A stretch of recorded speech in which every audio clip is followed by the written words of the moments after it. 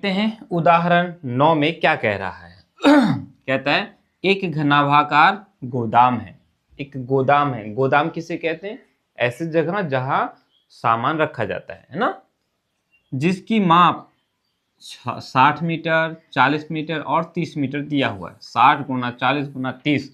देखो, जब भी इस तरह से गुना के रूप में दिया हुआ रहे तो इसको हम लोग लंबाई बोलते हैं, इसको चौड़ाई और इसको ऊंचाई बोलते हैं। क्लियर? इतना तो पता होगा, ठीक है। चलो ठीक है, तो लंबाई चौड़ाई और ऊंचाई हम लोग का यहाँ दिया हुआ है। किसका दिया हुआ है? ये गोदाम की माप दिया हुआ है, कितना बड़ा गोदाम है। फिर कहता है कि इसके अंदर, गोदाम के अंदर कितने घनाभाकार डिब्बे रखे जा सकते हैं। इस गोदाम के अंदर कितने डिब्बे रखे जा सकते हैं यदि एक डिब्बे का आयतन, यदि एक ठो डिब्बा का आयतन 0.8 घन मीटर है। ठीक है, चलो बड़ा मजा आएगा। देखो, गोदाम का माप दिया हुआ है ना, तो गोदाम का हम आयतन निकालेंगे, गोदाम का आयतन निकालेंगे और उस पूरे आयतन को हम एक घन के आयतन से अगर भाग कर देंगे तो उसमें कितने घन अटेंगे ये हमें पता चल जाएगा, है कि नहीं? कोई दिक्कत? जैसे मान के चलते हैं, अगर एक घन का आयतन हमारा 2 मीटर क्यूब है, एक घन का आयतन 2 मीटर क्यूब है, ठीक।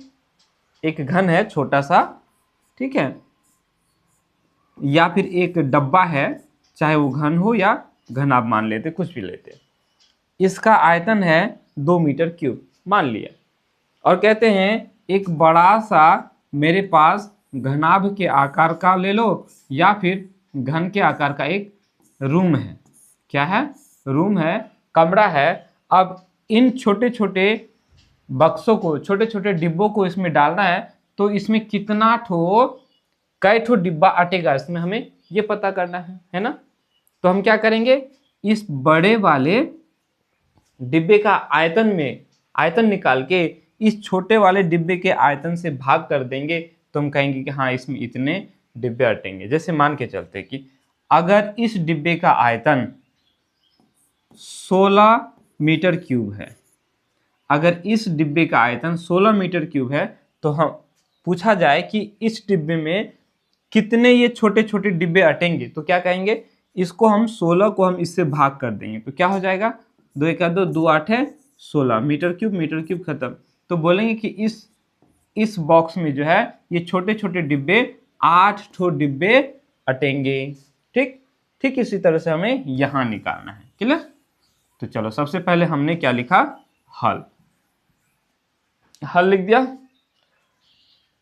गोदाम का हम आयतन निकाल लेते हैं। ठीक है, गोदाम का माप दिया हुआ है, लिखेंगे गोदाम का आयतन, गोदाम का आयतन दिया हुआ है। आयतन बोले तो इसके तीनों विमाओं को गुणा कर देंगे, यानी 60 मीटर गुना 40 मीटर गुना 30 मीटर। क्लियर? गुना करेंगे तो कितना हो जाएगा, तो इन सबको गुना करेंगे तो गुना करने का सिंपल तरीका, जीरो को नहीं देखेंगे। यहां देखो, 3 चौका 12, 12 छके 72, 3 और 4 को गुना करेंगे 4 तिया 12 हो गया, 12 और 6 को गुना करेंगे तो 12 छके 72 हो गया, है ना। तो हम सीधा यहाँ 72 लिख देंगे। उसके बाद देखो कै ठो जीरो है, एक ठो यहाँ, एक ठो यहाँ, एक ठो यहाँ, कितने जीरो है, 3 जीरो हैं, तो हम यहाँ 3 ठो जीरो लगा देंगे। ठीक, कै ठो एम है, 3 ठो, तो मीटर क्यूब हो गया। यानी गोदाम का जो आयतन निकला वो 72,000 मीटर क्यूब निकला।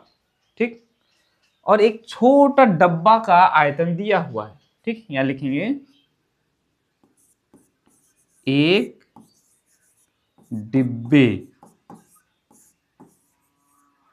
है ना, एक डिब्बे का आयतन कितना है, 0.8 घन मीटर, 0.8 घन मीटर मतलब मीटर क्यूब। ये दिया हुआ है, ये दिया हुआ है, ठीक है, ये हम लोग को ऊपर में दिया हुआ है। कोई दिक्कत? आप इसको लिखते यार, वैसे दिया है ऊपर में लिखना था, अच्छा लगता है ना सुंदर, कोई बात नहीं, अगर लिख भी दिए तो कोई बात नहीं, या इसको हटा भी देंगे तो कोई ऐतराज नहीं है, या छोड़ दो, रहने दो, लिख दो दिया है, ये हम लोग को दिया हुआ है ना, हाँ चलो दिया है, ठीक है।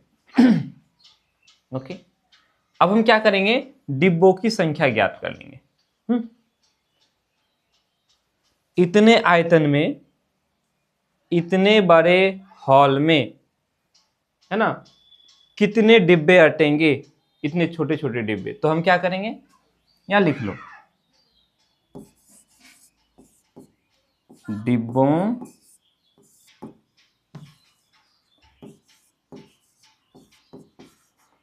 डिब्बों की संख्या।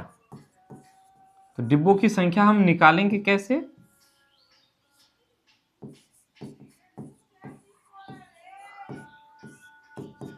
हम गोदाम का आयतन को, किसके आयतन को, गोदाम का आयतन को भाग कर देंगे डिब्बे के आयतन से, एक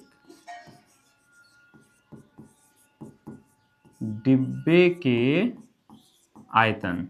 समझ में आया? हम इस पूरे आयतन को इस छोटे से डिब्बे के आयतन से अगर भाग कर देंगे तो हमें डिब्बों की संख्या प्राप्त हो जाएगी।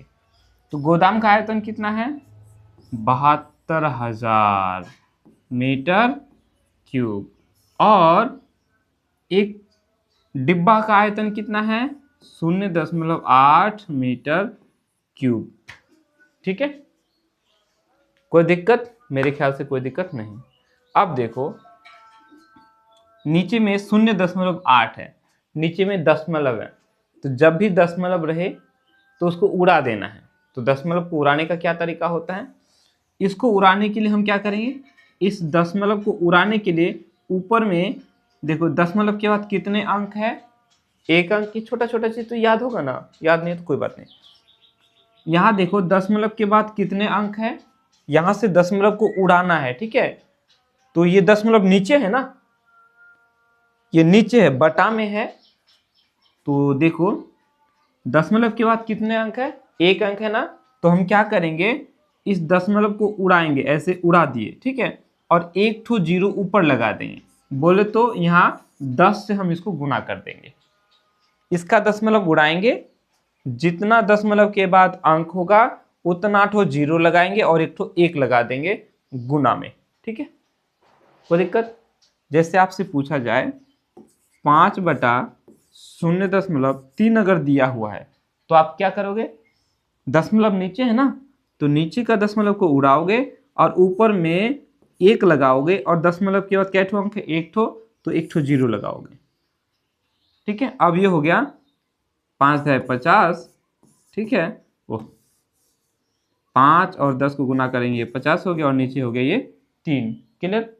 ठीक उसी तरह से यदि अब जैसे ऐसे होता 5/0.32, इस तरह से नीचे का दशमलव उड़ाना है, तो इस दशमलव को हम उड़ाएंगे, दशमलव के बदले हम एक लिखेंगे गुना लेकर के, और दशमलव के बाद 2 ठो अंक है तो यहाँ 2 ठो जीरो लगाएंगे। समझ में आया? ठीक उसी तरह से अगर ऊपर में दशमलव है, खैर अभी नीचे में आया ना तो नीचे वाला ही क्लियर कर लेते हैं, फिर जैसे ही ऊपर वाला आएगा तो उसमें क्लियर कर लेंगे। तो नीचे दशमलव के बाद एक ठो अंक है, तो हमने क्या किया, दशमलव उड़ाया, ऊपर में 10 से गुना कर दिया, क्लियर। अब दशमलव खत्म, ये हो गया 8, अब कितना हो गया 8। देखो मीटर क्यूब ऊपर में भी, मीटर क्यूब नीचे में भी, ये दोनों कैंसिल हो गया। अब पहाड़ा तो पढ़ना आता ही होगा, आप 10 इधर जीरो सबको मत देखो, जीरो सबको मत देखो, तो 8 का पहाड़ा पढ़ो, कई बार में 72 आएगा, 9 बार में, बोलेंगे सर 9 बार में, तो यहाँ लिखो 9 8 है 72 हो गया, 72 तो खत्म। उसके बाद देखो यहाँ कै ठो जीरो है, 2 3 ठो, और यहाँ एक ठो, 4 ठो हो गया ना, आप यहाँ 4 ठो जीरो लगा दो, 1 2 3 4। यानी कि इस गोदाम में 90,000 बक्से रखे जा सकते हैं। ठीक है, तो डिब्बों की संख्या हम लोग को पता चल गया। यहां लिखेंगे अतः, ठीक है, इसी को लिख लो। ठीक है, गोदाम में, गोदाम में, है ना, 90,000 डिब्बे रखे जा सकते हैं। बोलो मजा आया कि नहीं, है ना। चलो उतार लो इसको।